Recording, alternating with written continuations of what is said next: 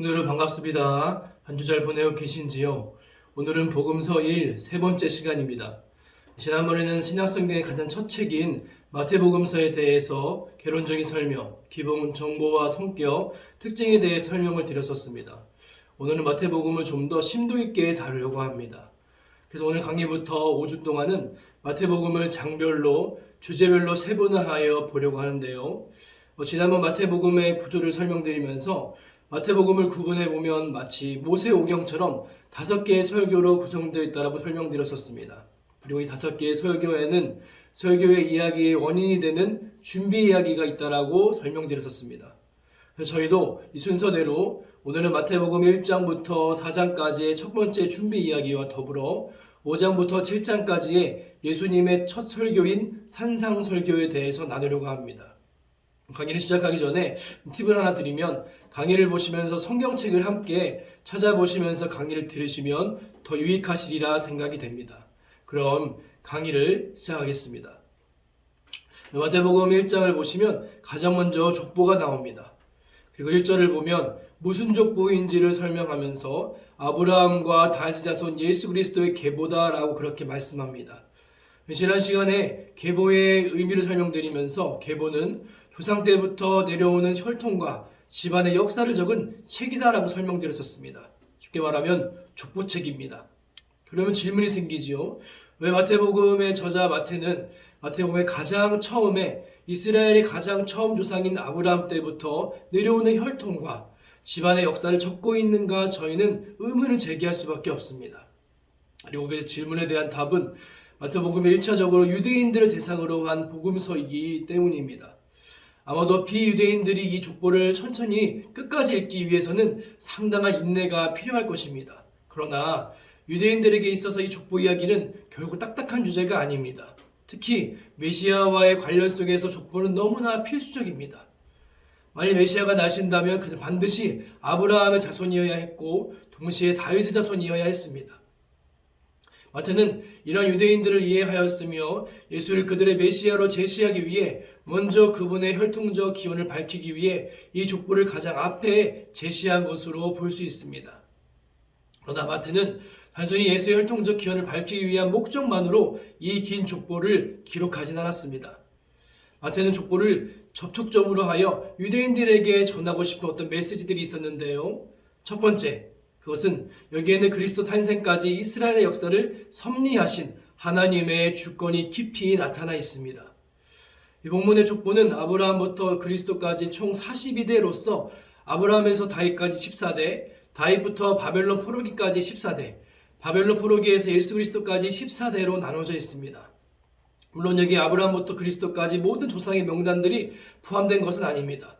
보다 중요한 인물들을 강조하기 위해 다수의 이름들이 생략되어 있는 것은 히브리 족보에서 흔히 있는 일이었습니다.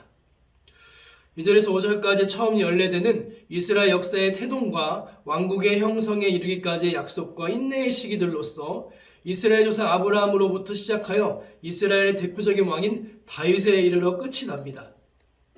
그리고 6절부터 11절의 두 번째 연례되는 이스라엘 왕정 시대의 요약으로 이스라엘 열왕들의 이름이 열거되다가 왕권을 상실하고 포로로 끌려갔던 여고냐에서 끝이 납니다.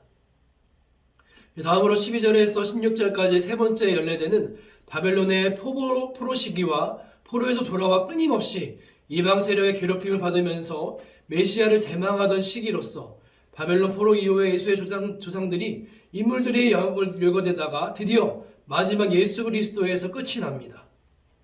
이렇게 세서론 총 42대에 이르는 예수의 족보는 그 자체가 길고도 복잡한 이스라엘의 역사입니다. 하지만 그 안에는 이스라엘의 오랜 역사 속에 그리스도를 탄생시키기 위한 하나님의 구속사적인 섭리가 깊이 작용하였음을 보여주고 있습니다. 유대인들은 아마 이 족보를 보며 단번에 그것을 알아차렸을 겁니다. 두 번째로 그리스도의 탄생으로 이스라엘 역사에서의 새로운 시대가 시작될 것을 보여줍니다. 이 세서로 나뉜 각 14대의 마지막 인물은 동시에 다음 시대의 출발을 알리고 있습니다. 다윗이 그러하였고 여고냐와 예수님이 그러하였습니다. 이런 점에서 볼 때 예수님께서 세 번째 연례대의 마지막 인물로 기록되었다는 것은 예수 그리스도의 탄생이 이스라엘 역사의 한 차원의 종지부를 찍고 새로운 차원을 열게 될 것이라는 점을 강력히 시사하고 있습니다. 이렇게 볼 때 마태복음의 첫머리의 족보는 새로운 시대의 개막을 알리는 일종의 노래로 보자면 서곡 같다라고도 할 수 있습니다. 세 번째로 마태는 예수 그리스도의 이 아브라함의 언약과 다윗의 언약의 성취자로 예수님을 제시함의 메시지를 이 족보에서 나타내고 있습니다. 마태는 예수 그리스도의 족보를 개관하면서 가장 먼저 예수께서 아브라함과 다윗의 자손임을 강조하여 말하고 있습니다. 이는 단순히 예수의 혈통적 기원을 제시하는 차원을 넘어선 것으로 아브라함과 다윗의 자손이심을 강조하는 마태의 의도를 볼 때 곧 예수님께서 그리스도로서 아브라함의 언약과 다윗의 언약을 성취하는 분이시라는 것을 제시하고 있습니다. 먼저 아브라함의 언약은 여러분 다 아시는 것처럼 창세기 12장 1절의 내용을 말합니다.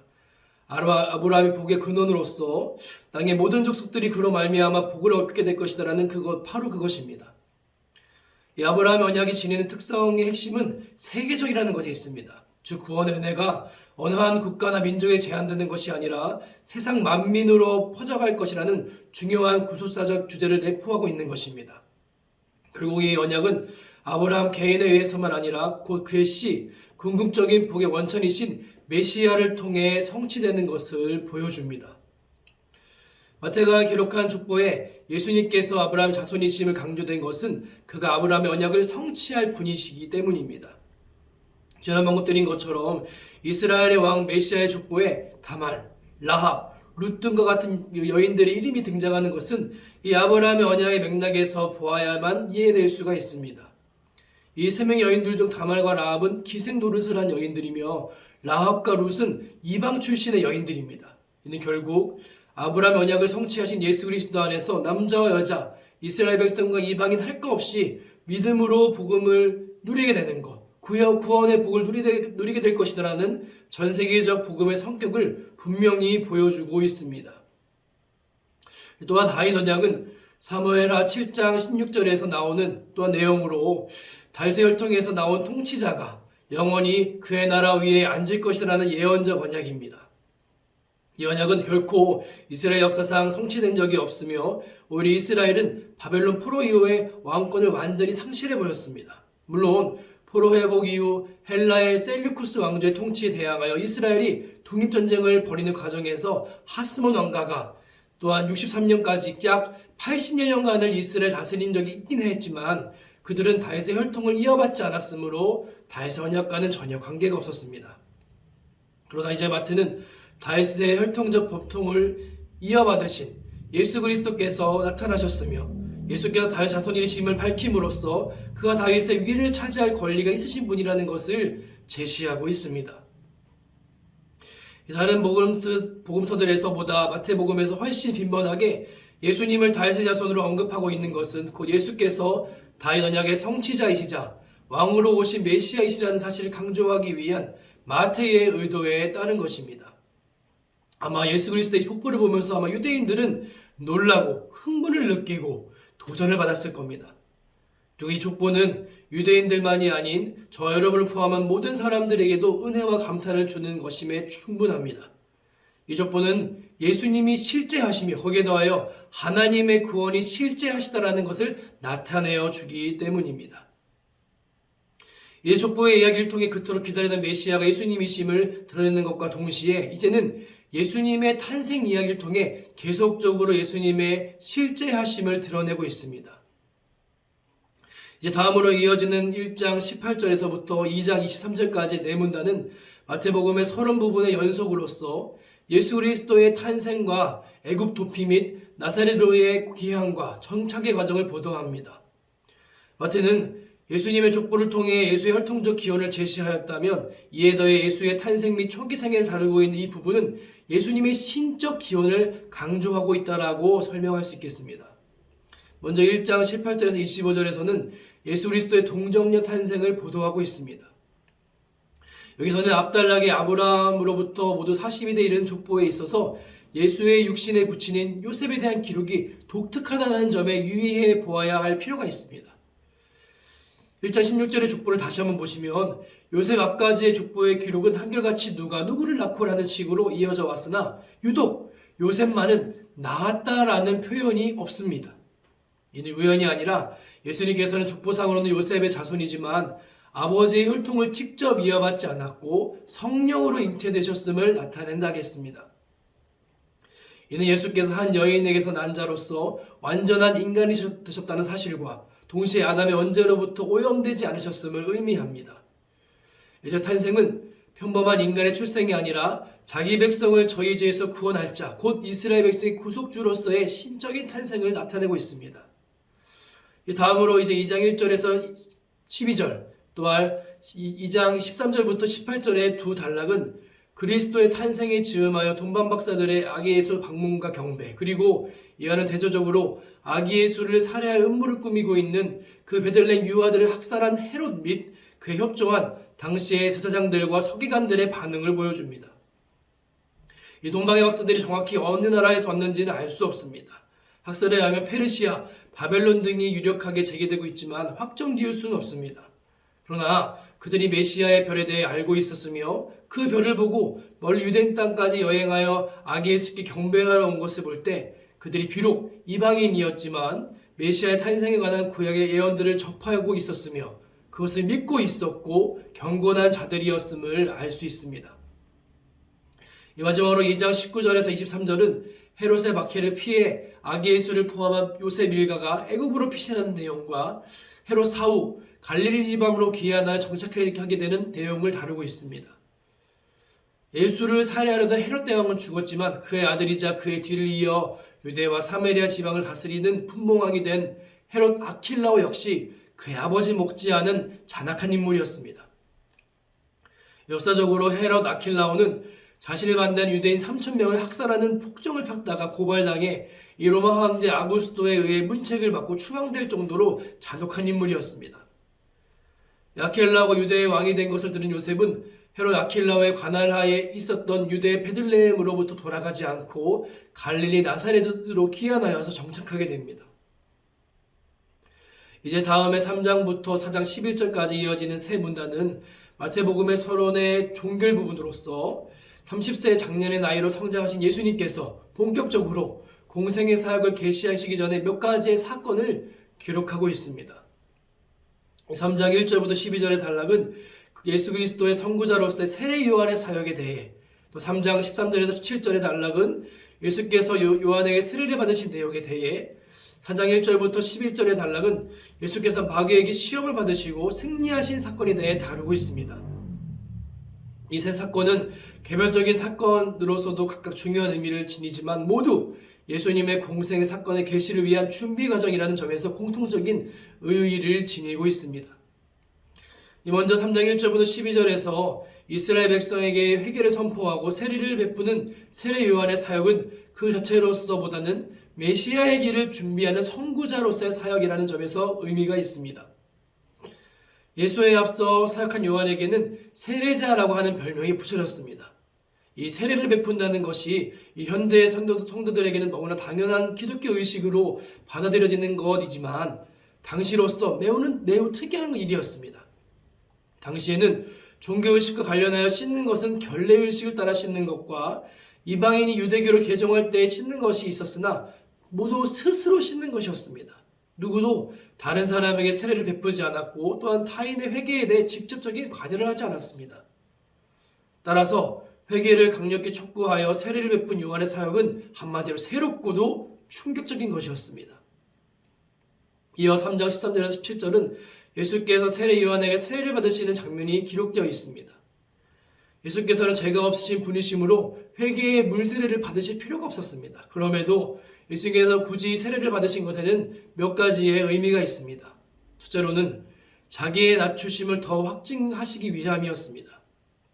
예수님께서는 죄인들을 구속하시기 위해 성육신하여 이미 자기를 한없이 낮추셨지만 죄인들이 받아야 하는 세례를 받으심으로써 죄인의 자리에까지 자기를 낮추어짐을 보여주신 것입니다. 둘째로는 후대의 교회가 세례의식을 자기 모범을 따라 지키도록 하시기 위함이었습니다. 물론 물세례는 성령 세례가 지니는 효력의 상징이기는 했지만 죄인들이 회개하여 죄짓음을 받고 그리스도와의 연합을 이루게 되었다는 것을 확인하는 의식이라는 점에서 중요한 의미를 지닙니다. 이처럼 그리스도께서는 세례를 받으실 필요가 없으신 자신의 신분이나 권리를 내세우시기보다는 하나님의 구원의 의를 이루시기 위해서 행동하신 것임을 알 수 있습니다. 세 번째로 예수님의 수세 사건은 이로써 메시아의 지위를 공적으로 인정받으셨다는 점에서 의의가 있습니다. 예수님께서 세례를 받으시고 물에서 올라오실 때에 하늘이 열리고 성령이 비둘기같이 임하셨으며 하늘에서부터 이는 내 사랑하는 아들이요 내 기뻐하는 자라 하시는 하나님 아버지의 음성이 들려왔습니다. 이는 예수님이 메시아직을 하나님께 직접 인정하시고 선언하시는 의미가 있으며 문맥상으로 볼 때 예수의 메시아 되심이 세례 요한의 증언뿐 아니라 하나님의 직접 증언에 의해서 이중적으로 증거되고 있음을 알 수 있습니다. 마지막 단락인 4장 1절에서 11절은 예수님께서 사단에게 시험을 받으신 사건을 기록하고 있습니다. 예수님께서 세례 요한의 증언과 하나님의 직접 증언으로 메시아이심이 선언되셨지만 아직 메시아의 직분을 본격적으로 감당하시기 이전에 한 가지 남은 것이 있었습니다. 그것은 사단의 시험을 받으시고 또 그 시험에서 이기셔야지만 하는 것이었습니다. 예수님께서 메시아로 오셨지만 사단의 유혹과 방해를 이길 수 없다면 그는 메시아로서의 직무는 성공을 보장받을 수가 없었습니다. 그러나 예수님께서는 첫 아담과의 비교할 수 없는 열악한 신체적인 상황과 환경에서도 3번에 걸친 마귀의 시험을 모두 물리치심으로써 승리하셨습니다. 이로써 예수님께서는 능히 마귀를 패배시키시고 인류를 구원할 메시아로서의 자격이 있음을 확실히 증명하신 셈이며 본격적인 사역을 수행하실 준비를 완수하신 셈입니다. 이제 다음에 마태복음 5장부터 7장의 말씀은 그 유명한 산상수훈입니다. 이는 마태복음에 수록된 이 5대의 설교 가운데 첫 번째 설교입니다. 이 첫 번째 강화인 산상수훈에 대해서는 신학적 입장에 따라 다양한 해석이 존재하고 있지만 일반적으로는 그리스도의 초림과 재림 사이를 살아갈 기독교인에 대한 윤리 헌장이다라고 간주할 수 있습니다. 하나님의 나라, 즉 천국의 도래는 이미 올레디와 아직 난 옛이라는 단어로 요약할 수 있습니다. 즉 그리스도의 초림으로 천국은 이미 세상에 임하였으며 또 회개하고 복음을 영접한 이들은 천국 시민이 되었습니다. 그러나 천국은 이미 임하였으나 그 완성은 역사의 종말에 가서야만 온전히 이루어질 것이기에 역사의 종말에 천국이 완성될 때까지는 천국 시민인 그리스도인들은 하나님의 진리와 사단의 불법이 존재하는 혼재하는 이 세상에서 그것을 삶을 누려야 하며 살아가야 합니다. 이 산상수훈은 이렇게 천국을 현재적으로 이미 맛보고 누리며 또 종말에 그것의 완성을 소망하며 이미와 아직 사이의 긴장 속에 살아가고 있는 이 땅의 성도들에게 그리스도께서 직접 인법하신 새 법으로 성도들의 종교적, 윤리적, 삶의 절대 규범으로 제시되고 있습니다. 따라 산상수훈은 이미 구원을 얻은 천국 백성들에게 주어진 것이기 때문에 행위 구원론과는 무관합니다. 또한 실추할 불가능한 것을 단지 은혜를 구하도록 하기 위한 방편으로만 제시된 것도 아닙니다. 특별히 이런 산상수훈은 그리스도께서 어느 한 시기에 한꺼번에 주신 것이 아닙니다. 5장 1절에 의하면 마치 그리스도께서 산에 올라가 앉으시고 제자들이 나와 오는 어느 한 시기에 산상수훈을 다 주신 듯이 묘사하고 있습니다. 그러나 이 산상수훈은 그리스도께서 갈릴리 사역 기간 중에 여러 번에 걸쳐 갈릴리 지역의 야산에서 행하신 일련의 설교들을 본서의 저자인 마태가 그의 주제의 편지 원칙에 따라 여기저기에 모아둔 것입니다. 여기 이 산상수훈의 전체적인 주제를 설명드리자면 그것은 바로 의입니다. 바로 하나님의 의인 것이지요. 예수님께서 산상수훈을 통해 진정한 의가 무엇인지를 제시하고 있으시며 그 의가 성도들의 삶에서 어떻게 나타나야 하는지에 대해서 가르치고 계십니다. 이러한 점에 산상수훈은 구약의 율법과는 밀접한 연속선상에 있습니다. 왜냐하면 율법이 말하고자 하는 바 역시 하나님이 요구하시는 의가 무엇인가 하는 점이기 때문입니다. 그러나 한편으로 산상수훈에서는 구약의 율법과 근본적인 차별성이 존재합니다. 이것이 마태가 바로 유대인 그리스도인들에게 마태복음을 저술한 이유이기도 합니다. 구약의 율법이 주로 인간의 외적 행위를 규정하고 있다면 이 산상수훈은 율법의 규정의 기준을 절대 차원으로까지 율법 준수의 기준을 인간의 내적 영역으로까지 확대하고 있습니다. 즉 산상수훈은 하나님께서 하나님 나라의 백성들에게 무엇을 바라시며 어떤 수준의 삶을 살기를 원하신가를 것을 보여주는 것으로서 구약의 율법을 절대적, 내면적 차원으로까지 확대 심화시키고 있습니다. 바로 이런 점에서 5장 17절처럼 예수님께서는 자신이 오신 목적을 이야기하실 때에 율법을 폐하러 오함이 아니라 완전케 하려는 것이다 라고 말씀하셨습니다. 이런 이해의 맥락 속에서 산상수훈을 세부 구조로 살펴보면 다음과 같습니다. 이상과 같은 구조로 이루어진 산상수훈 가운데 본론부에 해당하는 5장 3절에서 7장 27절까지의 내용을 좀 더 구체적으로 살펴보면 다음과 같습니다. 먼저 전반부인 5장 3절에서부터 48절의 네 문단은 진정한 의가 무엇인지에 대해 제시하고 있습니다. 특히 5장 3절에서부터 16절 사이의 두 문단은 천국 백성의 복을 선포하며 복받은 성도들의 거룩한 책임을 요약적으로 제시하고 있는데, 이 가운데 약 앞문단인 5장 3절에서 12절은 산상수훈의 중요 요점이라 할 수 있는 팔복의 선언입니다. 구약율법의 핵심인 십계명인 그것이 있는 것처럼 팔복은 산상수훈의 핵심 부분이라 말할 수 있습니다. 구약에서 십계명 이외의 율법이 십계명에 대한 구체적인 실천 법규를 언급하고 있는 것과 같이 산상수훈에서도 팔복 이후의 말씀의 내용은 팔복의 원리를 실천적인 측면에서 확대한 것이다라고 말할 수 있습니다. 한편 여기에서의 8가지 팔복의 항목은 복을 받기 위한 조건이 아니라 이미 복을 받은 자의 내면적 상태에 대해 선언하고 있다는 것이 중요합니다. 심령이 가난하고 애통하고 온유하고 의에 줄이고 목마른 자, 긍휼히 여기는 자, 마음이 청결한 자, 화평케 하는 자, 의를 위하여 핍박을 받는 자들은 복을 받은 자들이며 천국이 임하면 천국은 다름 아닌 이들의 것이 될 것이다 말씀하십니다. 이는 당시의 물질적인 복의 기념과 상반되는 것으로서 하나님이 의롭게 여기시고 천국을 약속하신 자가 어떠한 자인지를 내면적인 측면에서 규정하고 있습니다. 다음에 5장 13절에서 16절은 세상의 빛과 소금으로서의 천국 백성의 정체성을 선언하고 있습니다. 구약의 선민 이스라엘 세계에 대한 거룩한 제사장 나라로 부름을 받았던 것과 같이 천국의 시민들인 신약의 성도들은 세상의 빛과 소금으로서의 역할을 감당할 자들로 부름을 받았다 말씀을 이야기합니다. 구약의 하나님의 백성의 부르심이 은혜이면서 거룩한 책임을 수반한 것과 마찬가지로 천국 시민들인 신약의 성도들 역시 엄청난 은혜를 받음과 동시에 세상에서 의를 실천할 거룩한 책임을 수반하고 있음을 보여주고 있는 것입니다. 이어 5장 17절에서 20절은 예수님을 통한 율법의 완성과 성취 및 회자들에게 요구되는 의의 수준을 제시하고 있습니다.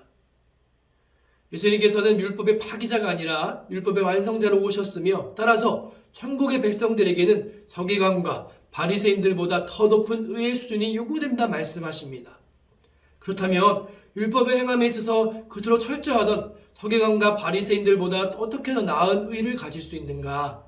바로 5장 21절부터 48절까지의 율법의 규정의 기준이 절대적 차원까지, 율법의 준수의 기준이 내면적 자세로까지 확대된 것을 살인과 간음, 맹세, 보복 등의 몇 가지의 신뢰를 통해 제시함으로써 이를 설명하고 있습니다. 율법은 주로 외적인 행동을 규정합니다. 살인의 경우를 예로 들 때 바리새인들은 타인에 대해 증오심을 품고 있으면서도 살인을 하지 않으면 율법의 기준에 의하면 그는 죄인이 아니다 말합니다. 그러나 예수님께서는 율법의 근저에 깔려있는 인간의 내면의 동기와 의도에 중점을 두고 계십니다. 예수님의 완성된 표준에 의하면 그는 주만한 심판의 위기에 처해 있는 것입니다. 죄인인 것입니다. 또 예수님께서는 율법을 사소한 것일지라도 소홀히 여기거나 어기는 것에 대해서도 권고하고 계십니다. 여기서 강조된 것은 하나님과의 인격적인 관계입니다.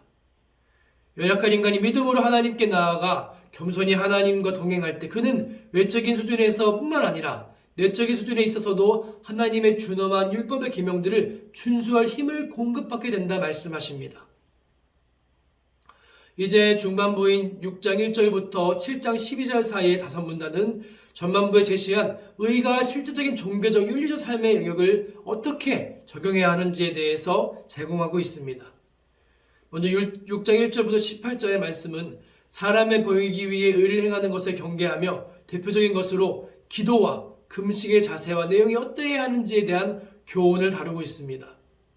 이는 팔복 중 심령이 가난한 것과 애통함, 마음의 청결 등과 같은 것에 밀접한 연관을 가지고 있다고 할 수 있으며, 이 당시 기도를 오히려 자랑으로 여기고 기도를 자기 공로로 여기는 풍토에 정면으로 대치되는 가르침으로써 기도는 하나님 앞에서 겸손하고 개인적이고도 은밀한 관계 가운데 하라고 권면하고 있습니다.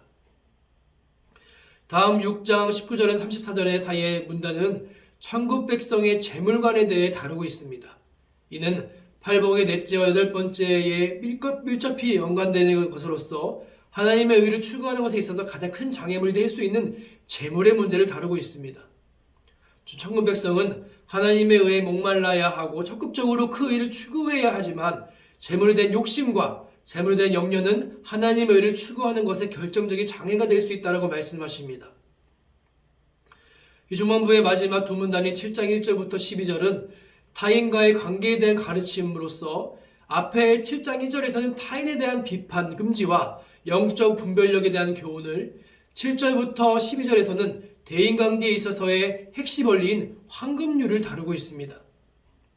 이는 팔복 중 긍휼, 온유, 화평케함과 관련이 있습니다. 즉, 자신의 부족함을 깨닫는 자는 하나님 앞에서 겸손하게 되고, 이것은 타인과의 관계에 있어서도 온유와 긍휼로 나타납니다. 남을 비판하고 허물을 잡기보다 감싸고 용서함으로써 화평케 하는 자가 되는 것입니다. 이제 후반부인 7장 13절에서부터 27절까지의 두 문단은 신자들의 실제 삶에서의 의의 추구가 쉽지 않음을 보이며 그런 상황에서의 순종을 촉구하고 있습니다. 7장 13절에서부터 20절은 생명의 문과 멸망의 문을 대조하고 있습니다. 생명에 이르는 길은 좁고 험합니다. 따라서 찾는 이들이 적다라고 말씀하십니다. 대다수는 넓고 편한 길로 갑니다. 더구나 거짓 선지자들의 가르침은 성도들로 하여금 우선 살기 편한 넓은 길로 가도록 현혹합니다. 그러나 넓은 길에 결국은 멸망에 이르는 것입니다. 성도들은 삶의 열매로 분별하며 하나님의 뜻대로 행하여야 하지만 그것을 강조하고 있습니다. 즉 좁고 험해도 그것이 생명의 길로 인도하는 문이기에 그 길로 가야 하는 것입니다.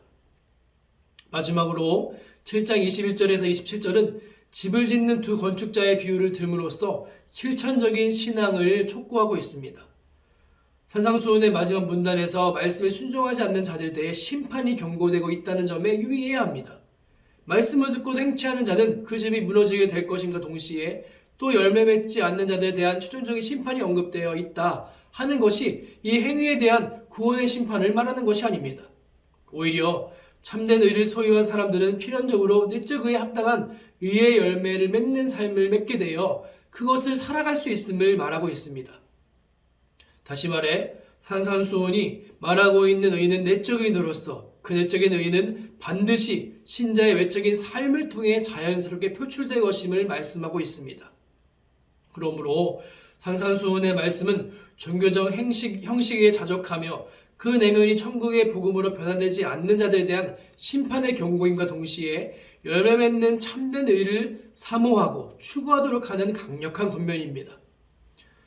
산상수훈의 의는 내면적이지만 인간의 내부에서 자연적으로 솟아나는 것이 아니라 그 의가 결핍된 자신을 깨닫고 목말라하며 하나님께 구할 때에 위로부터 부어지는 믿음의 의라 말씀하십니다.